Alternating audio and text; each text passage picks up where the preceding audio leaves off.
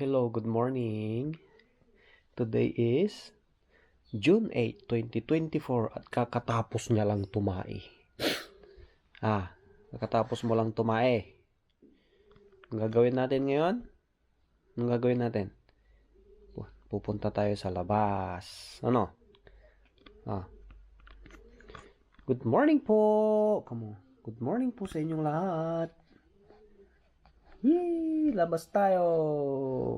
Bangon na. 1, 2. Huwag ka nang tumingin dyan sa camera. 1, 2, 3. Bangon!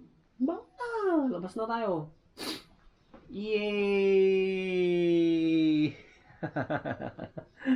Kaya ko na po. With support. Kamo. Oh, ay! Nag-burp. Labas na tayo. Let's go! Hi, dito na kami sa labas. Titignan namin yung mga kalapati. Titignan natin yung anong titignan natin? Mga kalapati. Tapos yung mga chicken ng kapitbahay. So, bali yan yung view ng baby ko every morning. Nakikita niya yung kalapati. Yan, yung sakyan ko. Yung tricycle ko. Tapos, yung mga manok. Yan.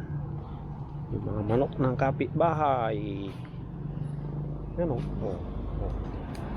Diba? Yan yung view niya. Ito yung mga view niya every morning. Every morning and every day. At dahil umuulan na dito sa amin yan, nagsitubo na uli yung mga saluyot. Madami na kaming ilalaok sa balatong. Yan. Dito na tayo sa labas. Saan ka na naman nakatingin? Tinitignan mo na naman yung mga sasakyan. Nakatingin ka sa sasakyan.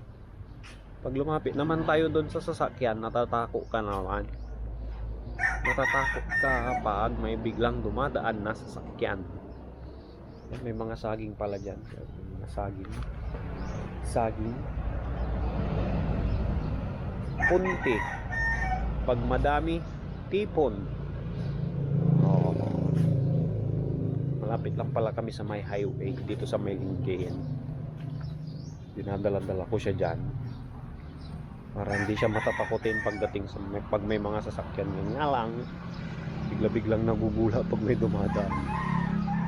Ano? Tayo sa labas.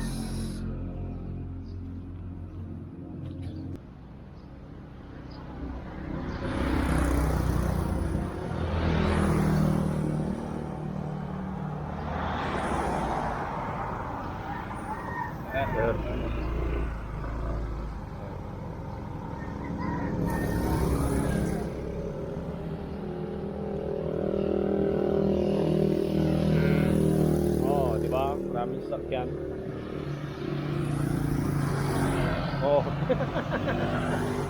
Doon na tayo sa loob. Natatakot, nagugula ka na naman eh. Magugula din ka na eh.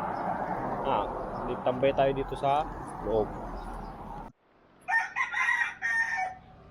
Gagawa-gawa tayo ng bidyong dalawa. Di pa tayo nagilamos. Mamaya may muta tayo dyan ay nakakahiya.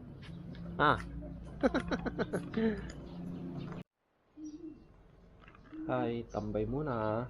Nakaupo kami ngayon dito sa may harap lang ng bahay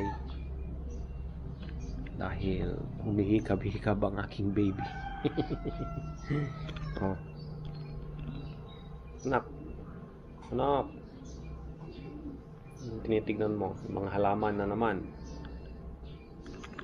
Ayan yung mga tinitignan niya, mga halaman. So nakakita yan ng halaman lalo pag gumagalaw. Yan, titignan niya talaga. Tambay muna tayo Gandi mamaya na ulit tayo dito. Ayan, nakatulog siya ngayon. Napagod siyang nagsightseeing sa labas.